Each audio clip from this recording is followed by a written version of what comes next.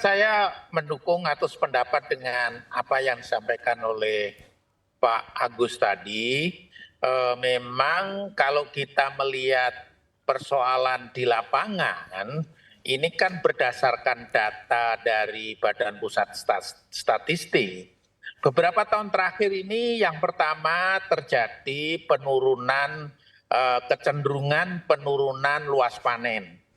Artinya apa? Artinya pasti kemungkinan terjadinya alih fungsi lahan dari lahan sawah untuk padi ini banyak yang beralih ke tanaman lain. Jadi konversi lahan. Nah, kemudian yang kedua, indikasi yang terlihat adalah bahwa produktivitas kita ini cenderung stagnan beberapa tahun terakhir ini, sekitar 54 kuintal per hektar. Nah, ini kan perlu inovasi. Bagaimana supaya luas tanam atau luas tanam dan luas panennya meningkat, tentunya dengan peningkatan indeks pertanaman, ini juga perlu inovasi. Yang kedua, juga dalam rangka peningkatan produktivitas yang menurut hasil penelitian bahwa varietas-varietas yang sudah dilepas di Indonesia ini bisa mencapai sekitar 7 bahkan ada yang sampai 9 ton per hektar. Jadi kita tertahan di posisi 5,4 ton per hektar. Sehingga apa? Inilah perlu melihat persoalan-persoalan apa yang terjadi di lahan itu sendiri. Ternyata persoalan-persoalannya adalah lahan kita banyak yang sudah katakanlah orang mengatakan lahannya sakit. Nah ini yang harus kita perbaiki. Lahannya kita perbaiki agar betul-betul meningkat produktivitas. Yang kedua, juga kita melihat ada persoalan benih yang sering sekarang dengan sistem digital online ini juga banyak benih-benih yang tidak bagus, tidak bersertifikat dengan sertifikat yang baik. Nah ini juga menyebabkan di lapangan, ini menurut laporan dari teman-teman kami yang ada di lapangan, ini ternyata menurunkan produktivitas. Nah kemudian di samping produktivitas juga rendemen. Kalau dari aspek penggilingan padi, tentunya harapannya rendemennya tinggi, petaninya juga harapannya rendemennya tinggi, sehingga petaninya mendapatkan harga yang baik tentunya. Nah kalau penggilingan padi, kalau rendemennya tinggi, tentunya akan memperoleh hasil yang lebih baik, keuntungan yang wajar. Nah, di samping itu juga kalau rendemennya tinggi, produktivitasnya juga akan menjadi lebih tinggi. Nah, kemudian faktor ketiga yang juga perlu kita lihat, ternyata bahwa surplus setiap tahun kita ini juga cenderung menurun.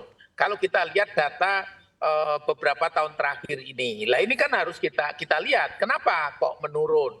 Nah, artinya apa? Pasti karena tadi itu luas panennya yang cenderung turun, kemudian produktivitasnya cenderung stagnan, sehingga akhirnya karena penduduk kita makin besar, dengan produksi yang ada itu surplus kita menjadi makin rendah.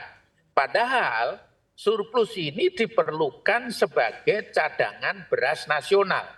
Makin sedikit cadangan beras kita setiap tahunnya atau pada akhir tahunnya, pasti akan terjadi gonjang-ganjing Kalau tadi harga tadi. sampaikan kebijakan yang paling tepat ini adalah untuk memadamkan kebakaran seperti memberikan bansos saat ini untuk bisa menjaga kestabilan harga. Kalau Bapak menilai kebijakan yang paling tepat saat ini itu apa? Iya, kalau dalam jangka pendek ya karena makanan itu butuh setiap hari, bahkan sehari bisa 3 kali, maka nggak ada cara lain kecuali disiapkanlah makanan itu untuk rakyat. Ya, tetapi itu bukan solusi. Itu hanyalah penundaan sementara supaya rakyat tidak kelaparan, katakanlah, supaya makanan ada. Nah, solusinya ada di mana? Nah, dan ini solusi ini akan saya sampaikan ini jarang dibahas, jarang dibicarakan.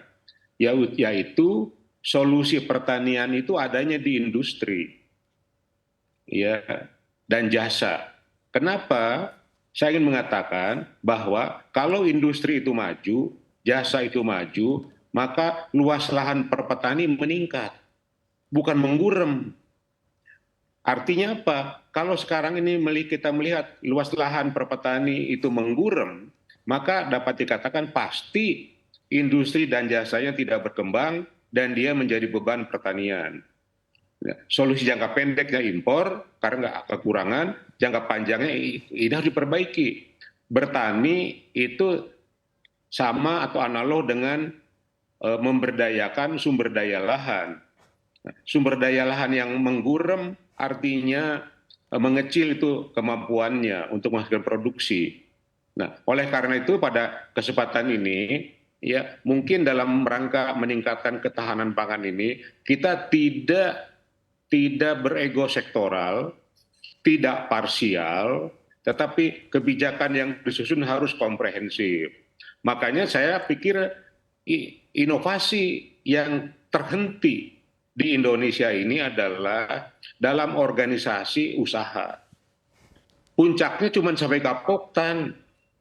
Ya, Gapoktan itu nggak punya kapasitas yang tinggi untuk meleverage ekonomi dengan perbankan dan yang lain-lain. Oleh karena itu jangka pendek ini kalau memang kita ingin inovasi dan maju ke depan, maka aspek institusi jangan ditinggalkan, yaitu koperasi. Ya, dalam jangka pendek pertanyaan bisa nggak ya Indonesia ini ya menaikkan pangkat, naik kelas, Gapoktan menjadi koperasi usaha petani. Ya, dan itu amanah Undang-Undang Dasar 45. Perekonomian disusun berdasar atas sebagai usaha bersama berdasar asas kekeluargaan. Itulah pertanian. Ya, makanya pendapatan land O'Lakes yang hanya ngurusin susu di Amerika, koperasi petani itu pendapatannya 2 kali Bank Rakyat Indonesia. Ya, CHS pendapatannya 4 kali Bank Rakyat Indonesia. Itu koperasi. Nah, di kita hanya sampai Gapoktan, nggak akan bisa berkembang. Ya. Nah, ini saya pikir pandangan dari saya dalam jangka pendek kalau Indonesia mau sustain, selain memperbaiki hal-hal yang sifatnya teknologi atau manajemen, organisasi usaha petani pun harus kita bangun. Ya, sehingga menjadilah suatu unit-unit badan usaha dan yang paling cocok saya pikir itu adalah koperasi.